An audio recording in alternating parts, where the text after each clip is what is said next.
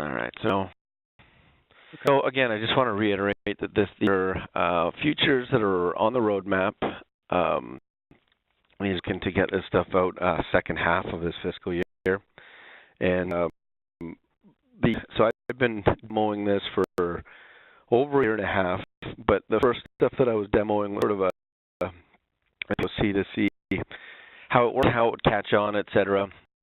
And so then the stuff that I'm showing you today, though, are alpha builds of the product and what it'll look like in its final release. So things will change, and they are built on earlier alpha or beta products of releases of VM Store and of Tintri Global Center. So some of the stuff will look similar, some of it will look different and new. And the thing here is that because we're just pulls of branches, they've got bugs in them. They haven't gone through QA. So if things go buggy, most of it is to do with UI-related stuff. But yeah, that's one of the reasons that you don't have this in your hands today. So okay. So let me just jump into Tintri Global Center. You have familiar with both VM Store and Global Center? Yes. And how many Tintri boxes do you have in your environment? We've got 4. Okay. And what flavor boxes are they? We've got 2 850s and 2 820s. So For nearly years now. And yeah, they've worked very well for us. yeah, so the stuff that I'm showing, this particular unit is a Tintri all-flash unit. It's a T850, but the feature itself is a software feature. So it's not the hardware version doesn't matter. It's just a new Tintri OS. In terms of licensing on how this feature will come out, whether it will be licensed or not is still to be determined if it's a next feature or not. If I get my way, it'll just be built in and baked into as part of our value prop. Okay. But again, it's too soon to get into that. So what I've got here is the dashboard that you'd be familiar with, right? We can see our space savings factor, we can see our performance reserves, we can see our latency, and in my case, I can see that I've got some network latency going on. I can see throughput, right? And I can see the top 10 mover shakers, right? And these are the virtual machines. And WebEx, you can't see my air quotes, but these are virtual machines. And the reason I say that is that the object model that we have is really virtual machines, and then we've got, machines are really just a collection of files, and they run on hosts. So you got a virtualization host, in it got a bunch of VMs, and that VM is made up of a few files, which are usually VMDKs in the case of vSphere, and these files are usually SCSI 001, 10, etc. And so databases actually share the same object model where we've got a SQL server, and inside that host we have a bunch of databases, and those databases are just files, usually an MDF and an LDF. So all the benefits that we go ahead. No, absolutely right. Yeah, I'll follow it. Yeah, so all the benefits that we bring to per VM everything, we can deliver to our database. Here, let me get this sized correctly. I had it on my monitor, and I just moved this and ended up with a newer monitor that's quite a bit bigger, and I was a little worried if I tried to display it on there that it would dwarf everything. So yeah. All right, so here's latency. In this case, you can see that I've had some horrendous network latency. And this is, of course, the box level. And click on it. What we see here is that all the VMs are not necessarily impacted. In fact, most of them are not. It's usually one of them that is just skewing that average. And I have one here that has got some massive network latency. And then a fair bit of network latency here, and then almost nothing on the rest. And at this point in time, we can see that this particular one is doing most of the I/O.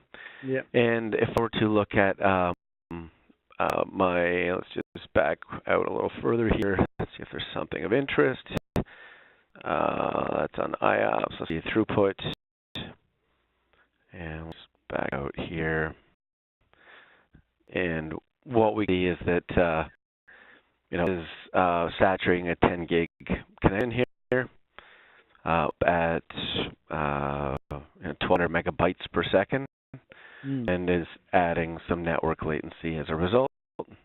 We can see that there's a very distinct pattern here. And so instead of just seeing which VMs we do it, on the side here are actually databases. So there's one called DB-aware Demo 4.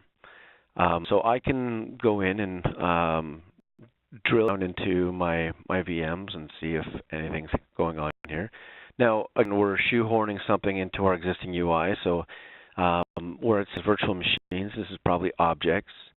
And where it says VM, these are objects. And we would probably want to add something like an object type. So I add hypervisor type. This is where we can look at just VMs on here, or Hyper-V ones, etc. And the ones that say generic, all SQL Server databases. I see. So, and the host that it lives on here would be the particular host. So I have a few in my environment. One of them, Lenovo-SQL1, is sitting right here, and another one is Lenovo SQL 2. Now, you may be able to deduce from this is that this is a physical server. This is not a VM. So we're not departing from virtualization. If anything, I would say that we're now virtualizing the database, because now I can take a database and attach it to a physical or virtual machine, and I can do all my cloning operations at those databases. So if my production was running on physical because of licensing and I need all the processing or something, and I wanted to move that over to a VM, I can do that as long as I have access to the SMB3 share. So we built our own SMB3 stack, I think about 2.5 years ago or so, and have been continuing to refine it. We built it for Hyper-V support. So it still can be used as a user share, and that's not in the app. It's not intended to. No. But we want to expose it to SQL servers. So one of the values that we bring to VMware is the ability to have to break all the rules of what you can do inside of a single data store. So in a single data store, typically there used to be these constraints with VMs, not on Tintri, but on traditional store systems that are made up of LUNs and volumes. And you can't have more than X number of VMs in there. And usually the LUN is indicative of the performance tier, right? So if you want a different tier, you move that VM or its vDisks to another. If you wanted spread performance for, say, your data and for your logs, and you wanted them on different RAID groups and stuff like that, those are put on different LUNs. And then if you want to get a snapshot of that, everything has to be quiesced so you can snap all that stuff together. We're able to break almost all of those rules, yet again on the SQL side, and just create a common share here. So here is / the vStore data IP with -data, and that's the way that we need to do it for Kerberos and stuff to work, and /db. And all my SQL servers are configured to put their default databases in there. To change that, but that just makes it incredibly easy. So you can put them right in the root of this folder like this, but with hundreds, thousands of databases, tens of thousands of databases, that would probably get a little bit unruly. You'd probably start to go with folders. So I have folders here. And so what I've done in my environment, and I mean, everyone will do their own however they feel, but in my particular case in SQL, I go here and I go to my settings for it and choose the default location. And so data goes here, my logs go here. Now, what that gives me is to very quickly the new databases and see what's going on. So we're just going to jump over to Tintri Global Center here and look at my virtual machines.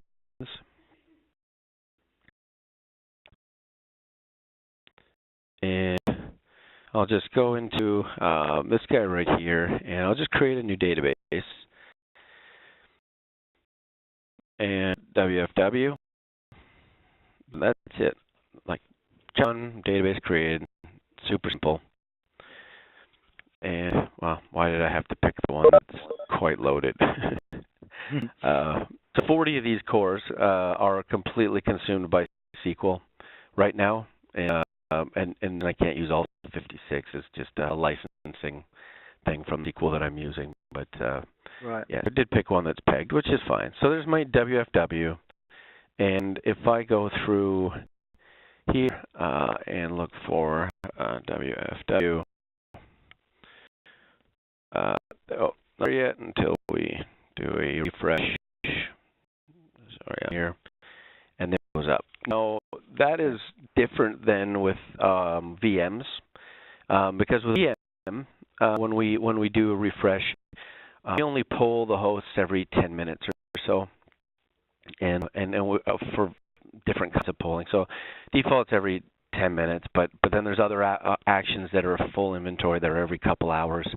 And so on the database side, because we'll be having to poll, so with vSphere, it's just you're polling vCenter, and that's covering all your hosts inside.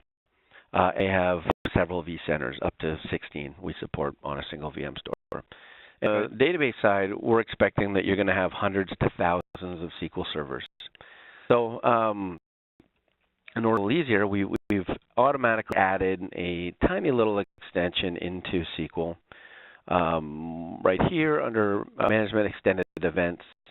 And this little extended event takes no processing. It uses 5 megs in a ring buffer, and all it's doing is capturing database creates, modifies, and deletes, and then pushing that to TDC. So we get a much faster response when new databases show up and disappear, faster than we can provide for VMs, which is a nice little benefit. And the way that thing's added, it's all automatic.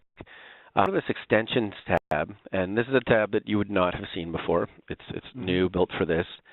And then here, there's a tab for MS SQL. Now, the reason I say that's a tab, it doesn't look like it. If I had neighbor tabs, it would look like it. Yeah. And the neighbor tabs might say things like Oracle, MySQL, Postgres, et cetera, et cetera. And so the way that we've actually built this is with a common object model, so that the heavy lifting on the TXOS code, the Tintri OS code that goes on the VM store, done once, and then new types of databases, those definitions and stuff, can be pushed through API out of our system down into them to tell it new functionality.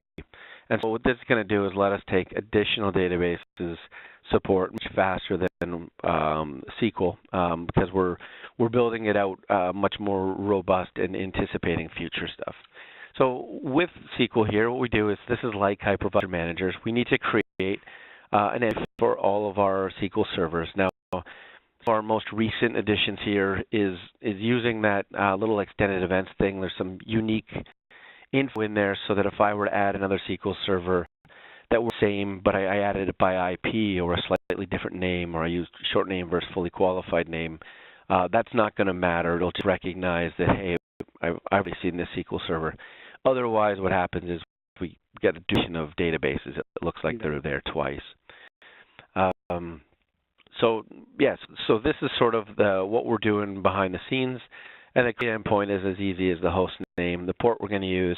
And this is username and password, because in this we're just using SQL authentication. But when it comes out, this will support full Active Directory. So it can use the service account of our Tintri Global Center or a service account that you would define. Okay. And it's simple to add, and we're also hoping for a batch load or a discovery or something, whereas If you were to look through your Active Directory for all the bins, the service principal names that have MSSQL in it, we'd be able to pick those out pretty quick, pre-populate it, and this wouldn't be a big chore to maintain for tens, hundreds, thousands of SQL servers.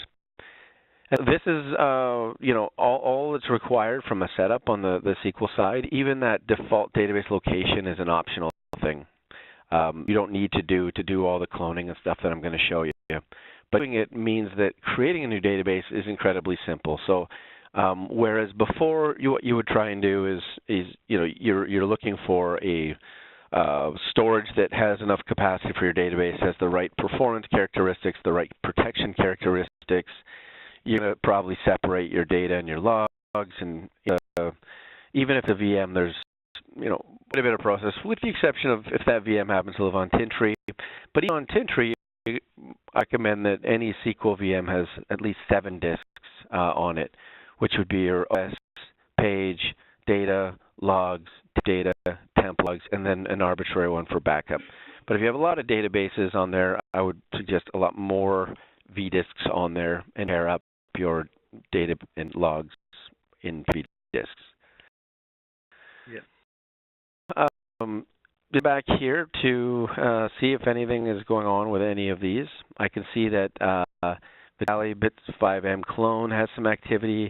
I can see that DB-aware Demo 4 has some activity. And I can click into DB-aware 4 and look. I think this is let's see here. So here's a 2-day view of a particular database, and I can see that I can't go back any further than Monday at 10:40 p.m. a.m. because that's first created this database. I'm just using a tool called HammerDB to populate it. Excuse me. It said it runs on Lenovo SQL 2. So if I go over to Lenovo SQL 2 here, I refresh my databases, I will be able to see that I have one called DB or Demo 4. Now, It may not be all that easy to identify the SQL server that was doing something, which database is doing that activity without kind of drilling down. So now we see, each individual database. We can see its I/O and we see its latency. So the latency is fantastic because we are attaching over the share. So the path to the storage on the network share should not be, front-end production network. What could be, it should be treated like a storage network. So dated 10s or 40 gig NIC to it. All the best practice that you would do around having a nice clean storage network, typically non-routable. We can apply up to 64 IPs and VLANs to interfaces on the VM store. So the data network, you could easily put another IP and VLAN on there, and with that you can set an IP range for your SQL servers, and maybe they go through a router, maybe they don't. I would go with the easiest approach that doesn't give you latency. So if you've got a clean path and you don't have network latency, you're probably good to go. In this case, actually, UPS is a little misleading because we don't know the block size. So we just QoS box and we'll see relative block size. And if there was haze on top of this, that would have meant large block workload, because there's not. It's fairly small block. This would be all 8K, and then there's the occasional flush that are 256K block sizes. Any latency that is seen. So here we can see activity. It goes and goes, and then all of a sudden, bang! There's a big amount of activity here that started at 8 a.m. Before this call, when I went into heavy and I'm pushing through 100 from 100,000 to 200,000 transactions per minute. So I'm kind of banging on this thing pretty decently. And if I look at the throughput here, this is all right. Right, but all right. Yeah. And if I were to look at something like space, I can see that, okay, this database is growing, right? And so I can do a space graph, and in our VM store, we get the benefit of per database to see these metrics over 7 days, and into Global Center, we can see that at 30 days. But because these fall right into our object model, as far as analytics is concerned, these are just VMs. So these will show up in analytics and give you the 3-year trending data that our analytics provides. So all the benefits that we give to a VM, we're able to give to these databases. So the performance isolation we give to databases, and when do we know which database and have a lane per database, we can go down and look at the files for it. So here is DB-aware demo 4. That's the MDF. Here's the LDF, and we can see, and my mouse over the path to it. So it's I've added this field, and what we're looking at is DB Lenovo equal to DB where demo 4 MDF and LDF. And if I look at the MDF, I see its traffic pattern, and if I look at the LDF, I can see it. So in the LDF, you can see that the log is just over itself. We're not doing too much. Everything's being committed down to that MDF into the database itself. The log is not growing, creating. Partly because I have simple logging instead of full recovery model. Right. Yeah. Yeah. And here we have this little, and then it creates a little. Then there's something larger that sits in there, and this is just behavior seen with MRD, and then we can see when these writes headed back up, getting these transactions back into that LDF file.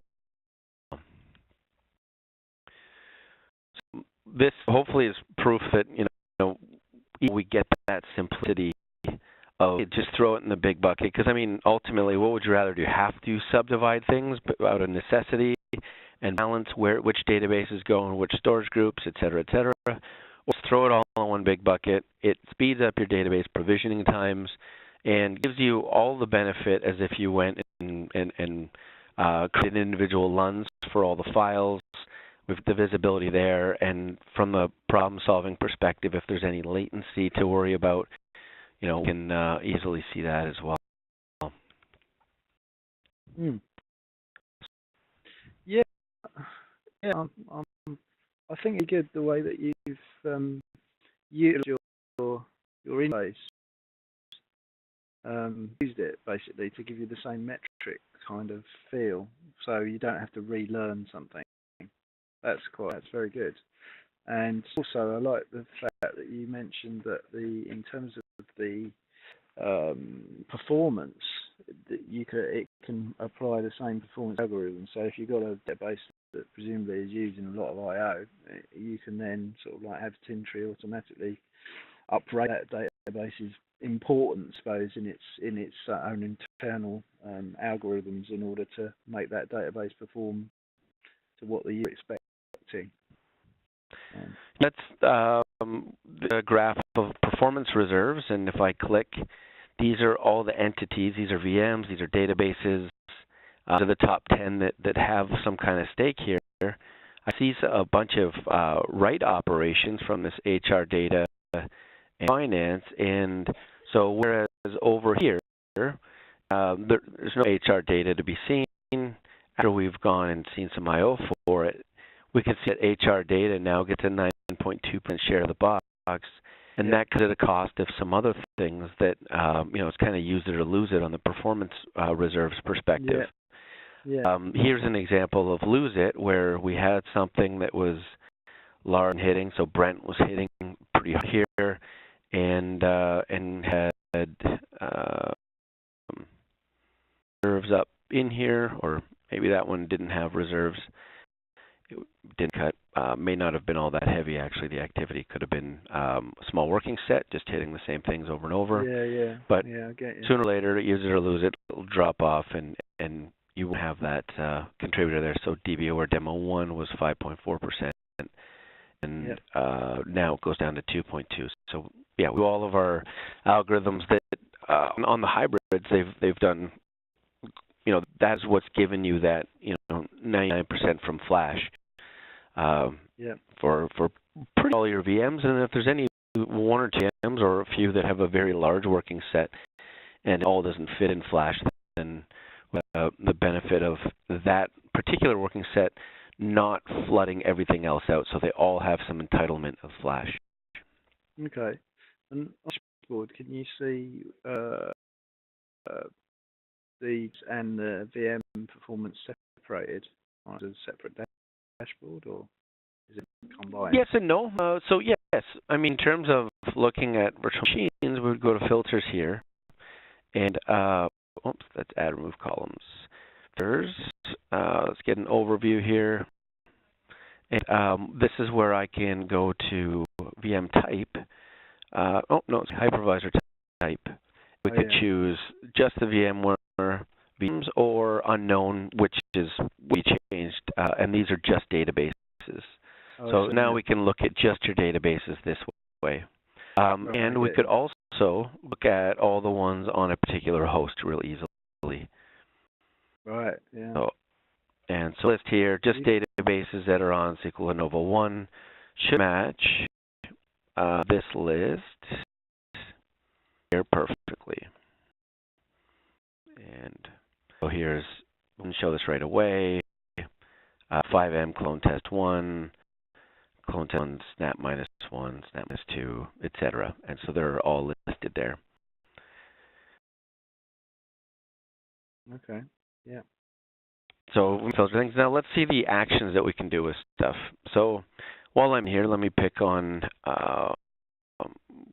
ones that actually, you know what? Let me go to this one, and I'll pick on one that I pick on a lot. I've got this one called SQL bits 5 million, which would be 5,000 because there's 5,000 data warehouses.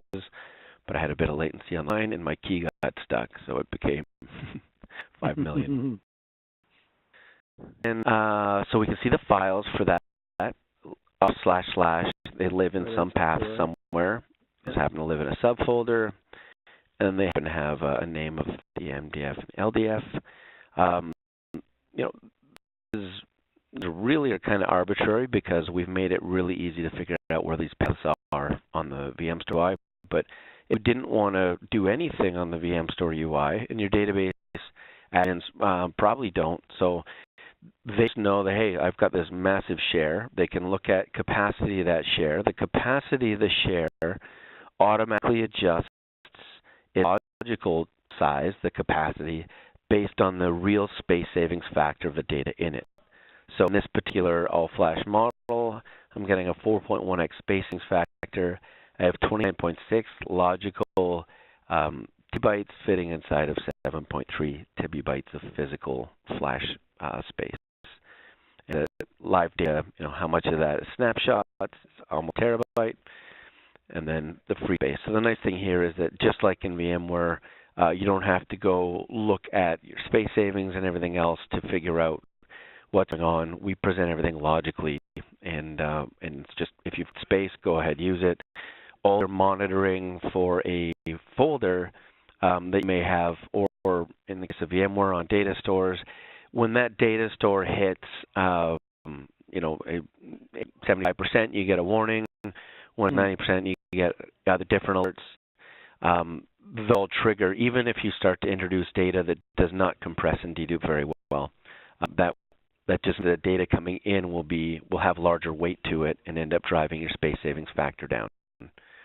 So just with you know, if you wanted to figure out, hey, my space savings, where's that going to? I could go to a space view and look at my space savings factor. These are the ones that are driving it up. So these are primarily clones of databases I've made. Or I might be more concerned that, hey, who's getting like almost no space savings? And these are databases and or VMs that are really not getting much space savings at all. Yep, makes sense. Let's get back to what we can do with a database. So the one that I was picking on there was, so let me just reset these filters. And VM name, or database name in this case, has 500 in it, so it's 65 million. I can click to it. I can see an overview of it and tell me how much physical space it's used for it and its snapshots and any replicas. I can see the provision size of it, right? You can see that provision size is actually larger than physical use because we do have some space savings on that.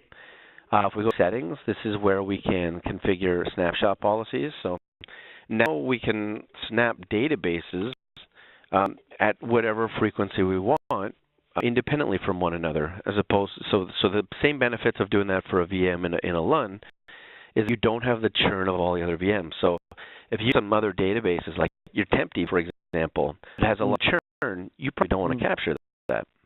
So now you don't have the bloat of that in there. So this is applied either specifically to the VM itself, the database itself with custom settings, or we can inherit that from a service group where we define characteristics such as the name has this matching or whatever it is that we do to group stuff together. And we can configure replication, so same thing, up to 4 VM store destinations. And Cloud Connector would be to send that up into an S3 bucket, AWS, or an on-prem S3 instance to store that there for longer-term archive and stuff.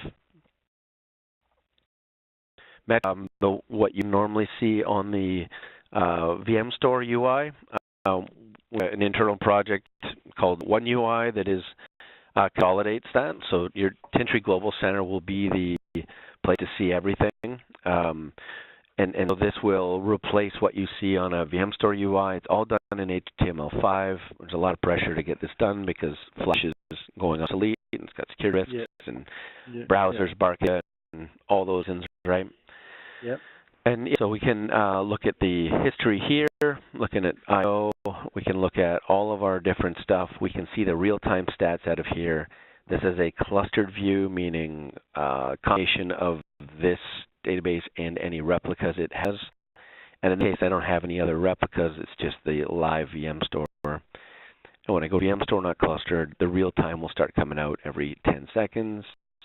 Well, this little compare tool too that we can use to compare to other VMs. So that the per VM database video. And for the snapshots, here's our snapshot schedule. So we have our snaps being taken, and we can see the size of these snaps and how much has changed between them and stuff like that. Now this is where it gets interesting. So this is where I can do my cloning and stuff. So let's go to SQL bits 5 million. Okay. I want to point out that the thing is 625 gigs in size for the data and logs combined, right?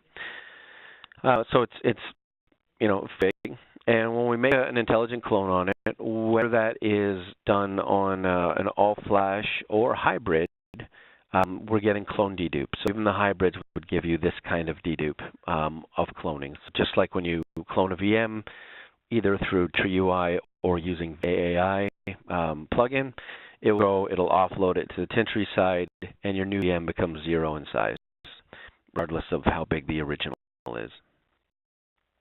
Right.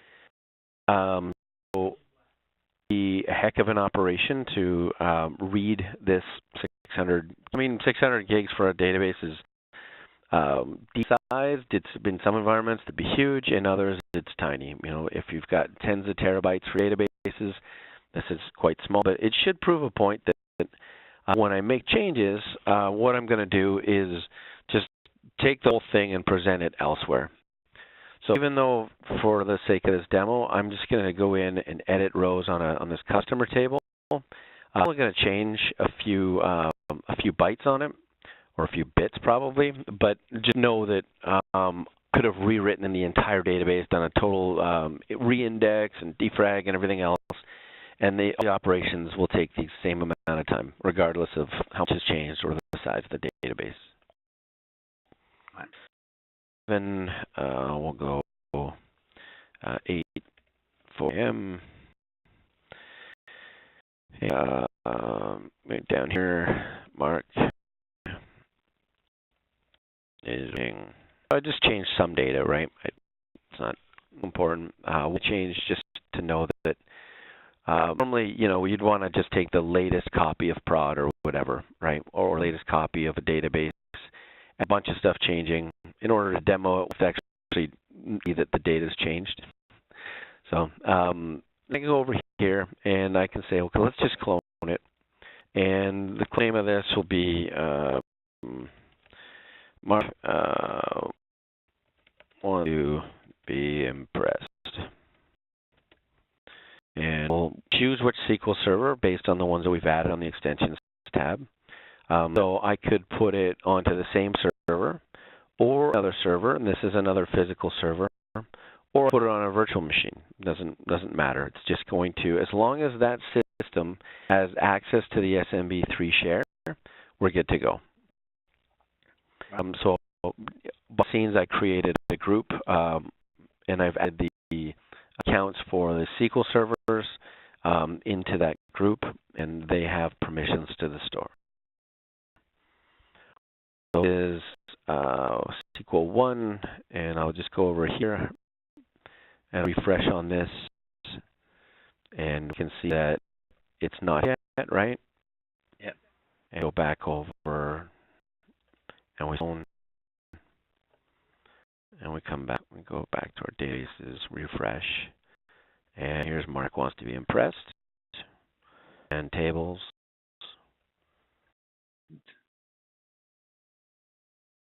Do a select on this.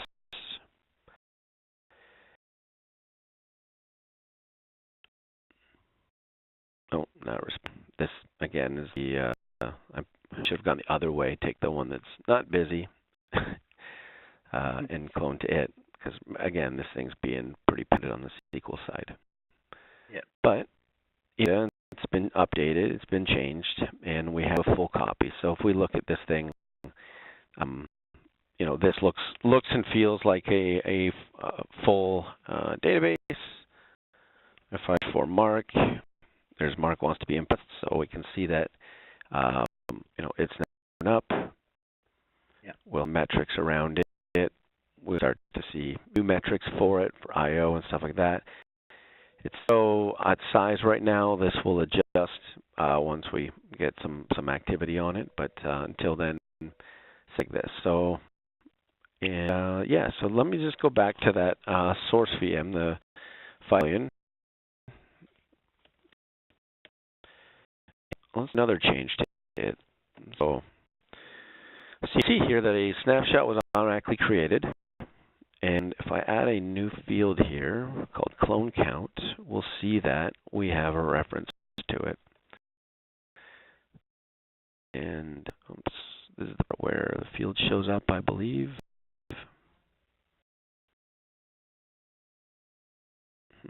I warned you at the beginning that there's bugs in the UI, right? I got it.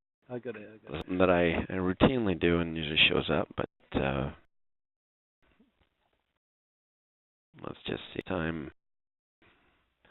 dots and that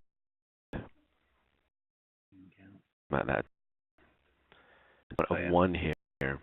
Significance there is that when I click on this and I say delete, it'll give me an error because it's in use and it's being used by something. Whereas if I take anyone below it and say delete, it's just intelligently deleted in the chain and everything is preserved all the way up. And this is some of the magic of the proprietary file system that we wrote to do this kind of thing, because it was written with virtual machines in mind. Yeah. So the snapshot that I took was actually crash consistent, but as you can see, it comes up just fine. We won't ever see any of these log sequence number mismatches and stuff that you would commonly see on traditional storage, and that's because we have the intelligence to see exactly the bit stream for that particular database. So we have write order preservation, so that when MDF, LDF were accessed, those writes come in the right order, so SQL doesn't freak out that one of the files is off and the other is not. And we have a consistency domain as broad as our entire file system, as opposed to just being as broad as a LUN. So if it's only as broad as a LUN, then you need to have some orchestration to quiesce all your LUNs at the same time to get a clean snap.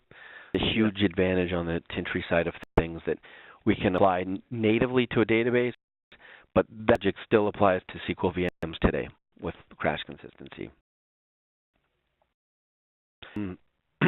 So let's go back into that database, and we'll just do April 11, 8 a.m. and change to today. So I've just gone and edited a little bit.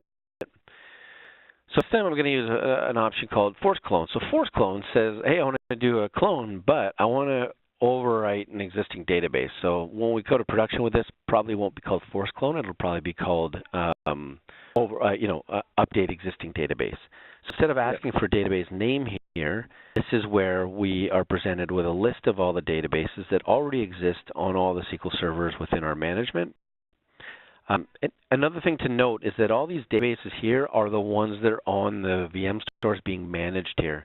I have some other databases that live on local disks of the VMs that will show up here. These are only databases that live on Tintri storage.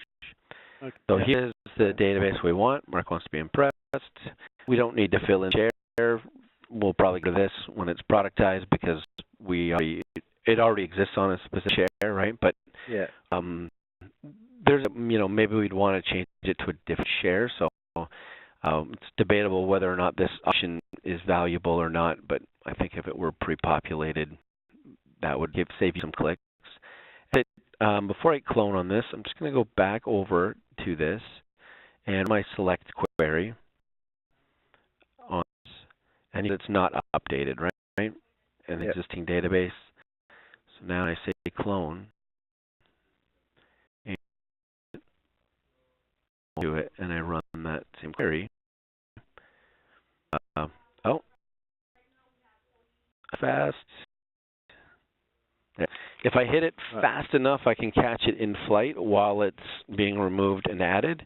That time period of remove and add is somewhere in the 200 to 300 milliseconds range. So the applications, most of the time, there's absolutely no disruption. Applications have some kind of error handling built into them.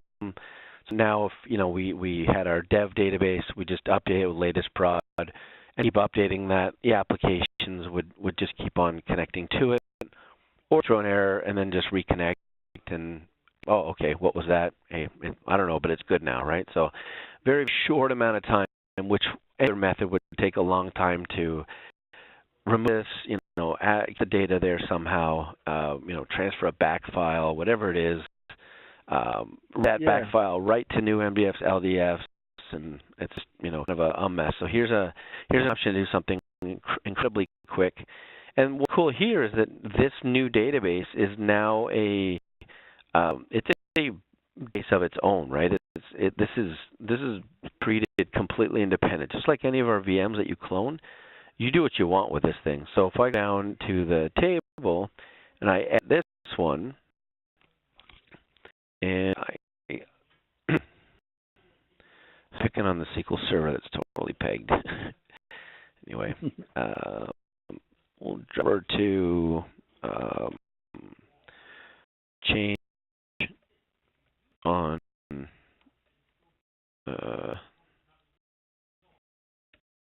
if you're wondering why I stay inside these fields, these ones allow text. If I try and manipulate these other fields and I have too many characters or whatever, they bark at me. And so these are my go-to fields that have been pretty friendly. Here's a change on the clone, right? Sorry. No, simple to do. Yeah, I get it. Yeah. You haven't got any constraints on the columns to worry about. Exactly. Yeah, and it's just for demo's sake. I mean, your application would already adhere to all your constraints and stuff. Yeah. So this is, we want to find Mark. And we can go to that VM, and now we can do things such as clone DB. The other thing I did show you was clone snapshot, so I can show you that. So let's just take that and say Mark to visual, And we'll put this one over on another SQL Server. As long as the SQL Server version is same or higher, you're good to go. You can't put a newer one to an older SQL version. So even if you had compatibility mode on to say, hey, treat it like 2014, if it's on 2016, you can't put it back into a 2014. Right. Okay, that's something to do with the underlying structure, I assume. Yeah, that's not a Tintri thing, but what we hopefully will do in this is indicate the version of the host that these are on, and in the drop-down of hosts, valid candidates, and then maybe a grayed out invalid candidates because of the version. Yeah. And probably an ability to override that because maybe you know something that I don't know, and that's still going to work. Yeah. Good. So say mark virtual, we clone it, and same workflow applies. This time we go, we find I think this one.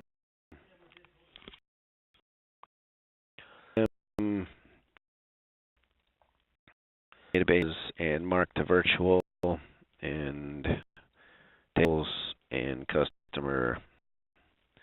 In this case, we can do our select and see that sure enough, here's our change on clone. And now, it's not only could we clone it, but we don't have constraints on the clone. That can be independent as well. So very powerful the way that we can do all this stuff. At least I think so. I think if we come out with a right-click, 3 tasks on here, like we've done for our vSphere web client, the DBAs will absolutely be in love with this because then they don't even have to go to a different UI. They stay where they want to. They can do their cloning, snapshots, snapshots. So for recovery, recovery is a big deal to DBA, right?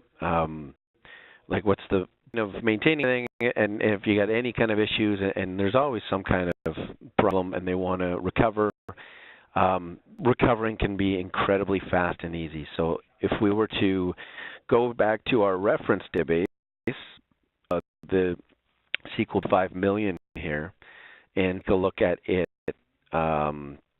let's just select on this guy. Sorry, gotta be on the table. We do select.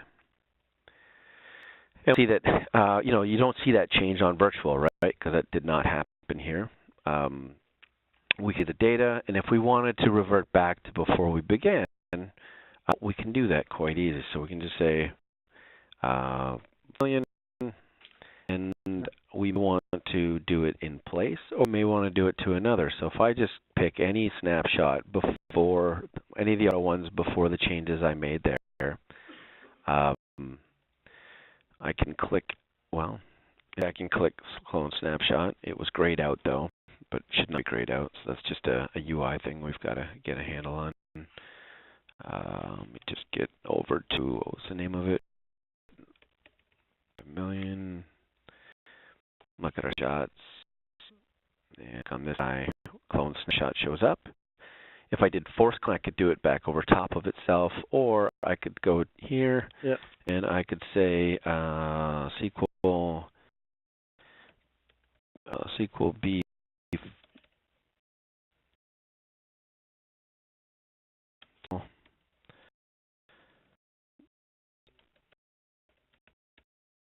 Put SQL bits all together as I have a service group that is protecting all these, and I didn't want this cloned one to get lumped in there. No, I got you. Nice. And here is Lenovo SQL 2, the server that I want to put on. We'll put on the DBA clone, and when I go over to it here and refresh, we should see our SQL showed up. If it, you know what? I don't think I did it up here. There it is, dash bits, 5M recovery, and we do our table, and we do our select on this guy. We can see before we even started the demo, you could then write some T-SQL scripts to go in, do comparisons, or whatever it is, whatever your DBAs want to do to granularly and surgically pull records and reinsert them to another and that kind of thing. Yep. Okay. Probably give you the full tour of all the features of what we're trying to build in here. It'd be based on your feedback, and Yeah. The thing that we did mention when we had a little meeting with Mark and his colleagues when they came to here a few years ago, and with the SQL stuff was the replica sync VM. So presumably the underlying replicating the SQL databases to another VM is possible then. Is that right? this one I've actually got two other replication targets set up. They come in as snapshots, and the snapshots are available in the sync VM options. So all we need to do is find snapshot for it. Remember, see, I don't think I have any replicas going on with this one. I have one physical and two virtual VM sources. Oh, okay. They don't have a lot of space and stuff. It was only really to sort of like outline that that's the principle, as opposed to needing a demo of it, if you see what I mean. Yeah, from the VMs themselves, when you go and do, it has to be actually a VM as opposed to database for VM stuff at least, right? Go in here and let's just pick on on itself, and I go to this one, for example, and I say virtual disks. So this might be a workflow where you're going to take the disks that have the log files and the data files. So VM to refresh from, this is populated with every VM that has a snapshot on here. So the VM itself might not, this would be a remote VM store, and the VM that we're looking for would exist here. So if I went and looked for where this thing was actually replicated to, which I think is EC6090, and looked in here, I looked at here, let's see a SQL HamDB 01 and 02 as a synthetic VM, which just means there's a snapshot and no, there's a snapshot for it, and yeah, so here is HamDB 01, HamDB 02. If I look at view snapshots, here's the incoming snaps that were replicated over. There's no actual VM they're tied to, so it shows as synthetic. Go to another VM and I say refresh virtual disks. From drop down, one of the ones that I should be able to choose would be SQL HamDB 01, HamDB 02. This is where we can just take our latest one that came over from 25 minutes ago. And this is where I could take, hey, I want SCSI 10 to be 10 from the other, or maybe I want 30 to be SCSI 10 from the source, right. And 21 to be 11. This works for replicas as well, the database stuff, as long as there's a snapshot there. It'll show as a VM. As long as there's a snapshot, we can do that clone snapshot functionality. Okay. That's good. I was just interested, I mean, because, I don't know, we've got Exchange boxes that are running LUNs as well. I mean, you're saying that this cut for SQL, and I believe when we took Tintri that Microsoft were only they said that Tintri was one of the few storage systems that it could support VMs Exchange VMs that had VMDKs for storage element of Exchange. That's still the case, right? Yeah, it's still the case. Exchange with the data files in VMDKs. That's one that has come up here and has been discussed on whether or not this common object model we put in would benefit Exchange. Exchange is the same thing. You have an Exchange server. Underneath it, you have mailbox stores.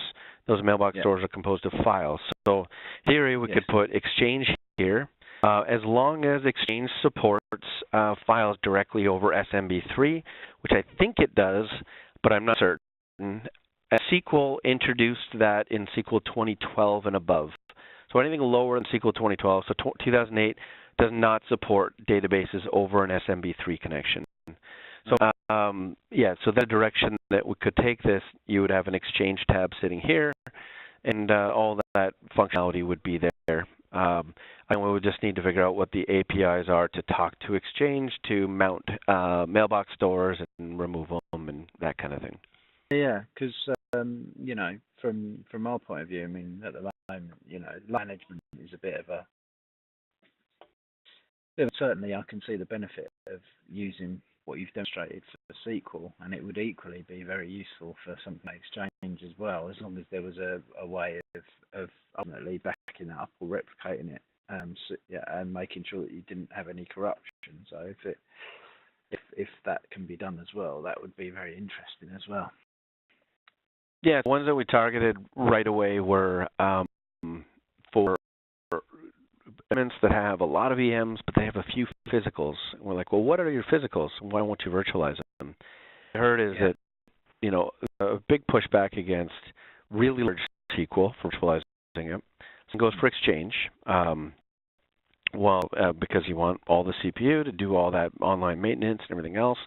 The I/O performance from Exchange is minuscule compared to SQL. It is tuned in a way to not need to use a lot of I/O because it just crawls over like amounts of SATA disks, or at least that's how it was redesigned after 2007 when they got rid of single instance storage. Correct. Yeah. Because they got rid of that in 2010, didn't they?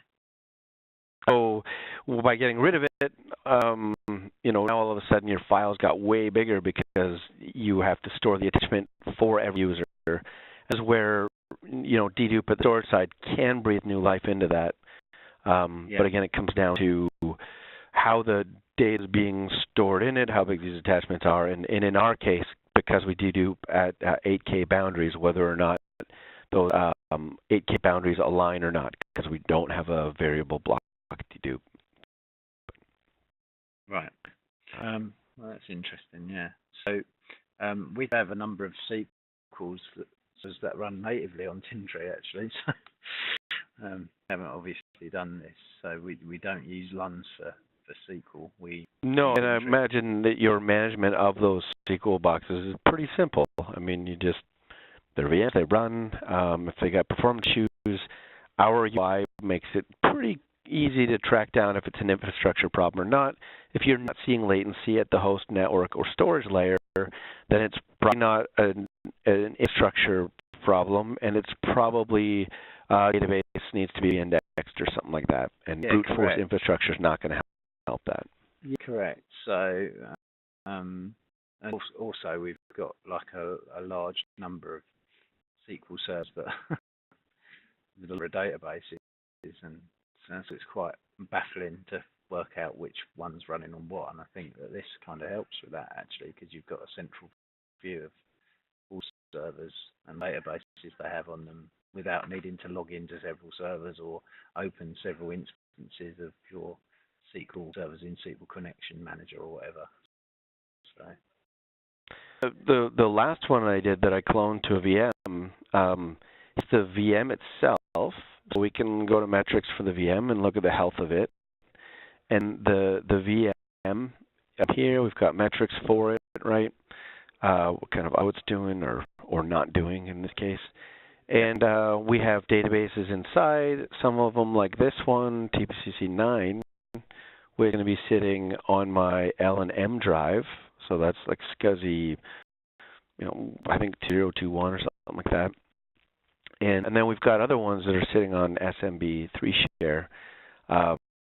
We mix and match. So even though it's virtual, I personally think that this data, integration stuff I would change all my databases over to the SMB3 style, just for all the benefits that I can get per database. Yeah, definitely. Yeah, no, it looks very interesting. Yeah, I like it. I'm ashamed that our application manager couldn't see this, but he's he lives breathes SQL, so this would be interesting to him, I think. I record all this for him, and Okay, cool. if after he's watched it, if he has any questions, I'd be happy to jump on a WebEx with him and go through the details of it. Cool. I think that I intentionally went a little more thorough than I normally would, just to anticipate questions he might have. So hopefully I hit all the elements of what you have to do from a SQL administration perspective, you know, the path, access to it, whether or not you set, you know, default to be somewhere. So I think I covered hopefully everything that he'd come up with.